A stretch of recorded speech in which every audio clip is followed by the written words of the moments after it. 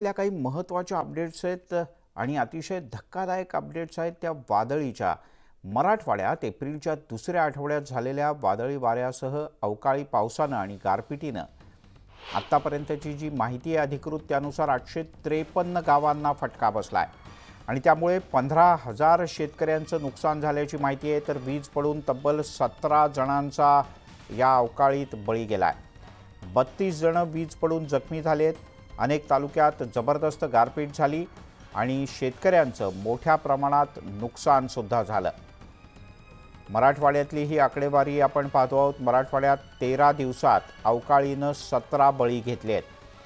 602 घरांची पडझड झाली असून 280 जनावरं या अवकाळीमुळे दगावली आहेत।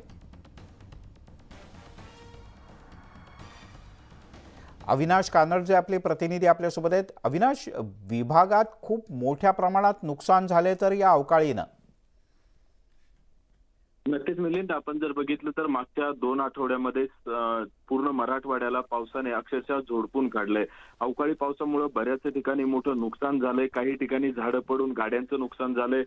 काही 17 बळी या ठिकाणी गेलेत। तर 15,000 शेतकरी यामध्ये बाधित झाले। 8,000 क्षेत्रातील पिके उद्ध्वस्त झालेले आपल्याला या ठिकाणी दिसून येत आहेत। शेतकरी पुन्हा एकदा हवालदिल झाल्याचं आपल्याला पाहायला मिळतंय। उन्हाळा असला तरी पावसाळ्याप्रमाणे या ठिकाणी बॅटिंग केलेली आहे। संपूर्ण मराठवाड्यात मागच्या 2 आठवड्यामध्ये जोरदार असा पाऊस झाला। यामध्ये काही बळी देखील गेले।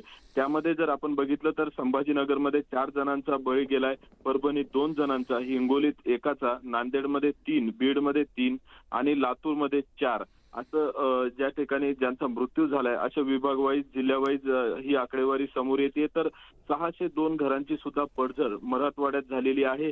त्यामध्ये 18 घरांची पूर्णतः वाऱ्यामुळे विल्हेवाट लागलेली आहे। तर 575 घरांची अंशतः म्हणजे काही प्रमाणात पत्रे उडून गेले असतील किंवा काही भित्ती कोसळले असतील अशा पद्धतीचं हे नुकसान झालेलं आहे।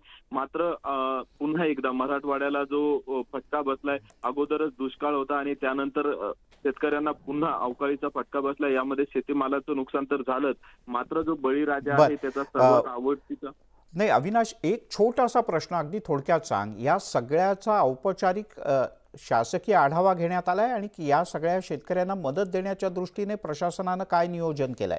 कारण नुकसान खूप आहे। प्रशासनाकडून पंचनामे सुरू आहेत। मात्र ज्या पद्धतीने आपल्या सर्वांना माहित आहे की आचारसंहिता देशामध्ये लागलेली आहे, त्यामुळे काही अडथळे येत आहेत। निवडणुकीच्या कामामध्ये देखील प्रशासकीय यंत्रणा गुंतून पडलेली आहे। मुख्यमंत्र्यांनी तसे आदेश दिलेत आणि त्या पद्धतीने आता पंचनामे सुरू आहेत। ठीक आहे अविनाश, तुर्तास धन्यवाद या माहितीबद्दल।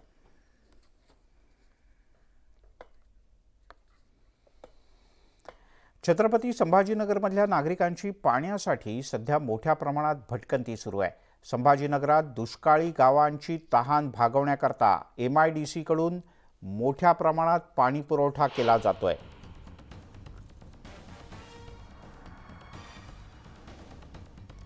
मात्र त्यावर टँकरची संख्या दिवसेंदिवस वाढत चालली आहे।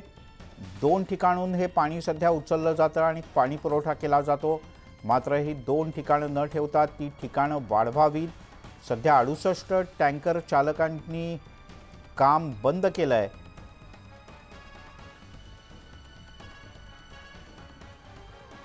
आपण अधिक माहिती घेऊया। अविनाश कानडजे आपल्यासोबत आहेत। अविनाश, टँकरनं पाणी पुरवठा करणं अपरिहार्य आहे, पण टँकर चालकांचं काय म्हणणं आहे? त्यांनी का आंदोलन केलंय? आपण जर बघितलं तर करमाड भाग आहे किंवा शेंद्रा MIDC आहे, त्या ठिकाणी मोठ्या प्रमाणात टँकरद्वारे पाणी पुरवठा केला जातो। मात्र जे टँकर पॉइंट आहे, ज्या ठिकाणून हे टँकर भरल्या जाते आणि तिथून पाणी पुरवठा केला जातो, ते फक्त 2च पॉइंट या संपूर्ण परिसरामध्ये आहे, संपूर्ण तालुक्यामध्ये आहे। त्या कारणाने जे टँकर चालक आहेत त्यांना बराच वेळ लाईनमध्ये राहून थांबावं लागतंय किंवा दिवसातून 1 किंवा 2च फेऱ्या होत्या।